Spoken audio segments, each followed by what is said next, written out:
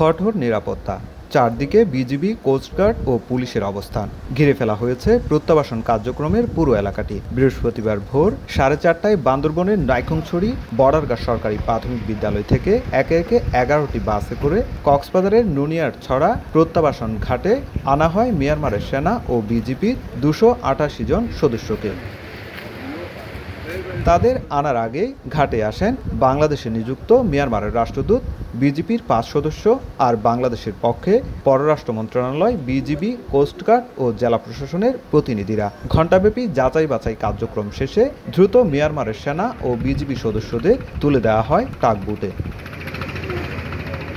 এরপরই মিয়ানমারের সেনা ও বিজিবি বাহী টাগবোটটি রওনা হয় গভীর সাগরে।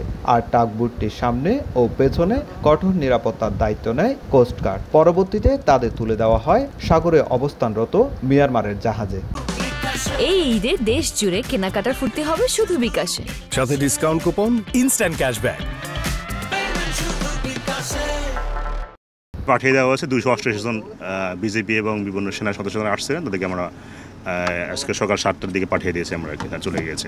মিয়ানমারের সীমান্তরক্ষী বাহিনী, বিজিপি সেনা সদস্যদের সঙ্গে দেশটির বিদ্রোহী গোষ্ঠী আরকান আর্মির তুমুল লড়াইয়ে টিকতে না পেরে পালিয়ে বাংলাদেশে আশ্রয় নেয় বিজিপি ও সেনা সদস্যরা। তাদের দ্রুত সময়ে ফেরত দেওয়ায় স্বস্তিতে স্থানীয় বাসিন্দারা। মিয়ানমারের বিভিন্ন বাহিনী এখানে ছিল, এদের পাঠাই দিছে, এটার জন্য আমরা খুব আর কি স্বস্তি ফিরে পেয়েছি আর কি। বাহিনীগুলো এখানে আসার পরে আমরা একটু অস্বস্তি বুক করছিলাম, আমরা আতঙ্কের মধ্যে ছিলাম।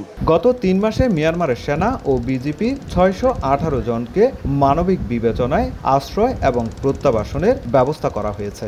প্রথম দফায় 330 জন এবং দ্বিতীয় দফায় 288 জন মিয়ানমারের সীমান্তরক্ষী বাহিনী, বিজিপি ও সেনা সদস্যদেরকে স্বদেশে ফেরত পাঠানো হলো। তবে সীমান্তে আর কেউ যাতে অনুপ্রবেশ করতে না পারে তার জন্য সর্বোচ্চ সজাগ রয়েছে বাংলাদেশ সীমান্তরক্ষী বাহিনী, বিজিবি। সুজাউদ্দিন রুবেল, সময় সংবাদ, কক্সবাজার।